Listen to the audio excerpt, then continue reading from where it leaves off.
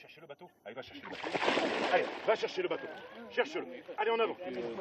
C'est une compétition bien insolite qui se déroulait à Aume ce dimanche, la Coupe de France de sauvetage à l'eau pour chiens.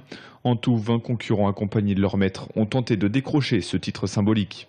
Le but là, c'est d'aller enchaîner 4 exercices à l'eau et un exercice à terre d'assouplissement. Voilà, donc 2 exercices d'apport et 2 exercices de rapport.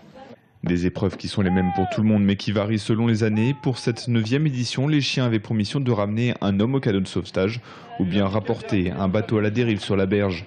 Un spectacle assez étonnant quand on sait que le Terre-Neuve pèse en moyenne 70 kg, mais son corps et sa puissance naturelle lui permettent de tracter des charges très lourdes.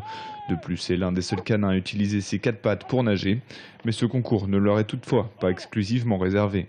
La première, ça a été le Terre-Neuve qui était à l'origine, mais derrière, ça a été ouvert à différentes races de retrievers, tous les chiens d'eau du 8e groupe, plus du Saint-Bernard, de l'Overwars, du Berger de Podal. Les chiens sont donc venus des 4 coins de la France pour décrocher ce titre, certains débarquaient même de Belgique et des Pays-Bas. Le lac 37, qui accueillait donc cette épreuve pour la première fois, était encore trop jeune pour pouvoir faire concourir ses chiens à la Coupe de France. Mais la satisfaction est déjà là de pouvoir organiser cette compétition sur ces terres.